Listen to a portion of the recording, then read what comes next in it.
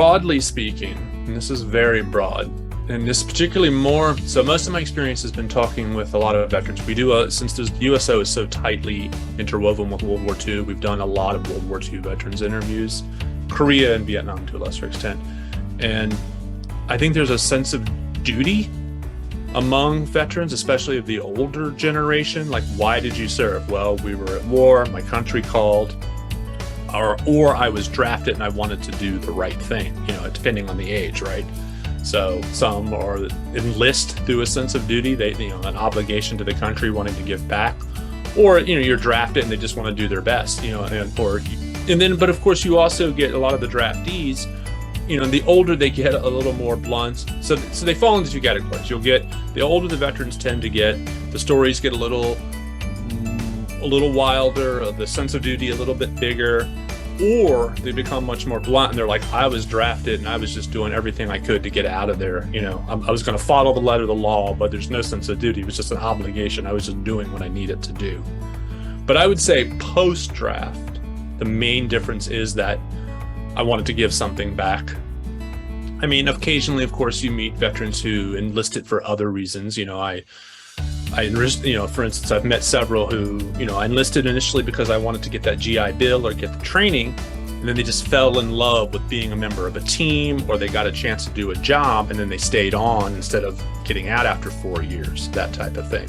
And of course, there's plenty of shorter term service members who entirely just enlisted just for the educational opportunities or to get out of their hometown. I was in a small town from somewhere, and I wanted to broaden my horizon and see what, I didn't have a lot of job opportunities, and the military was my one ticket out. I've encountered quite a few successful service members who started out that way, who wanted to just graduated from high school, prospects were poor.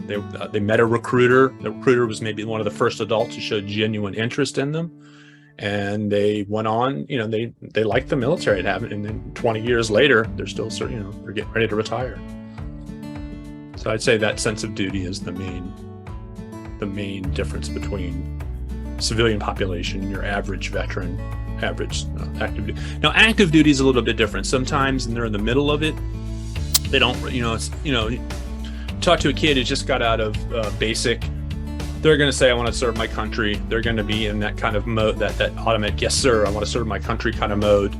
And a lot of times, but you get a little bit further mid-career active duty, it's, they like the job. They want to have something to do. But again, that sense of duty is there. They're just slightly more pragmatic about it. There's a fair amount of pragmatism.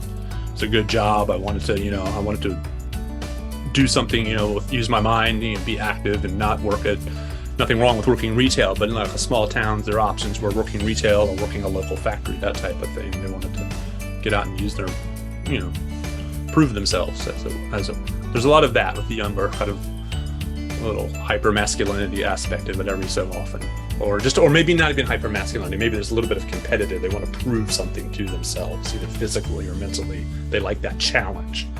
I've met a lot of service members who enjoy the challenge of working a job that could be vastly different. You're at a desk one day, and then the next day you're jumping out of an airplane, or on a sub, or doing some kind of very interesting mission.